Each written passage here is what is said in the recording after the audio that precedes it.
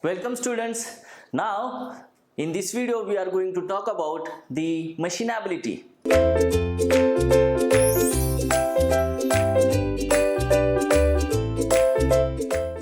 So what is mean by machinability?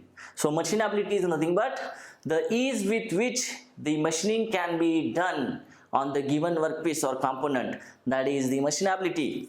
So machinability is what? The ease with which the machining can be done. The machining can be done on a given workpiece. So this is the machinability, and it is generally studied by the comparative technique, that is comparative study we are having. Suppose we are having more than one components or workpieces. Say I am having component number 1 and say component number 2, and out of these two if I want to check the better machinability, okay, then I have to do some experimental work or the study. So we are having the various parameters. Based upon that we are going to check whether which component having the good machinability or better machinability, or which is having the poor machinability.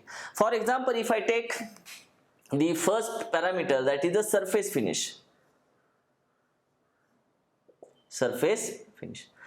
Now in the surface finishing, so whichever component having a very good surface finish produced on the component, so it will have a good machinability, and which is not is having the poor machinability.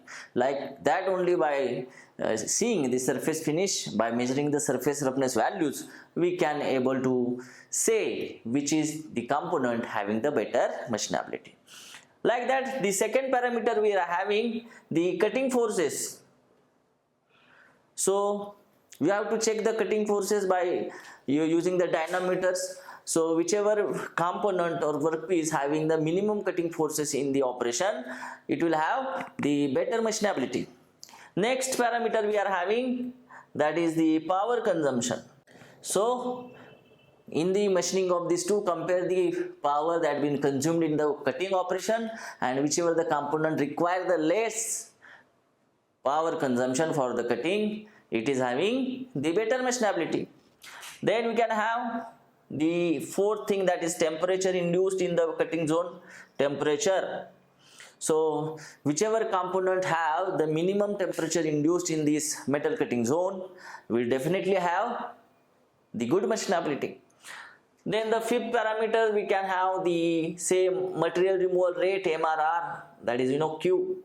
So whichever the material or component gives the very good material removal rate, that is having the better machinability.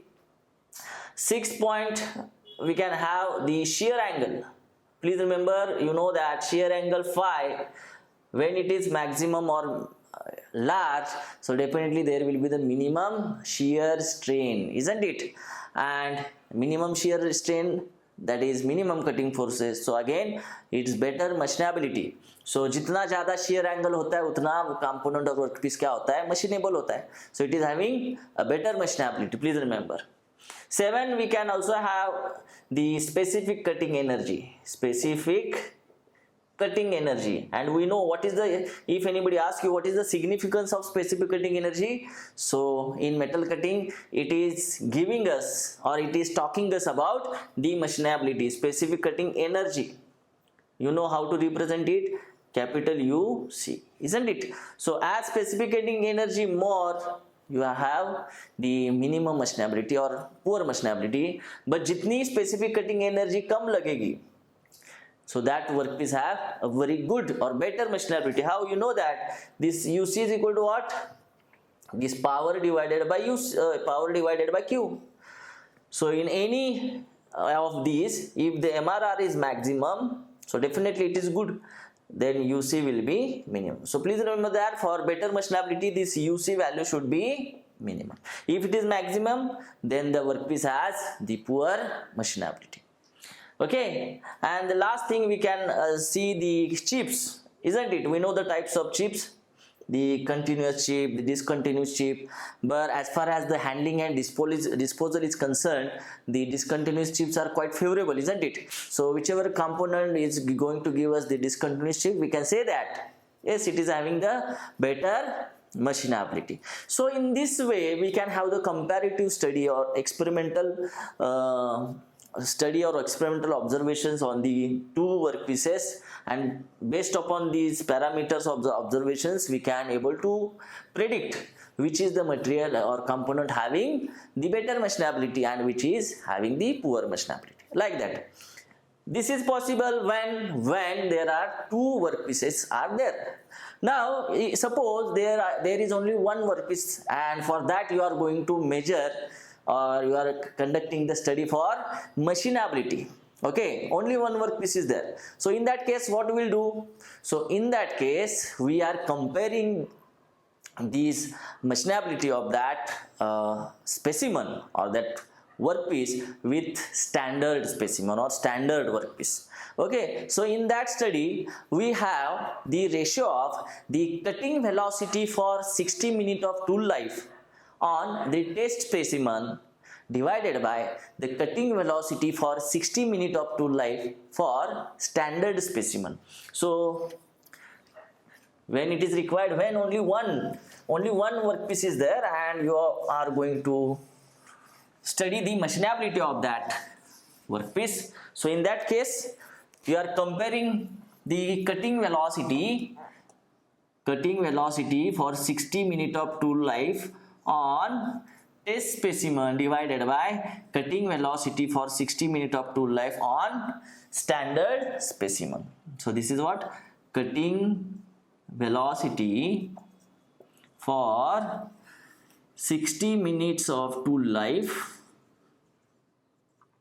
on the test specimen divided by cutting velocity for 60 minutes of tool life on standard specimen.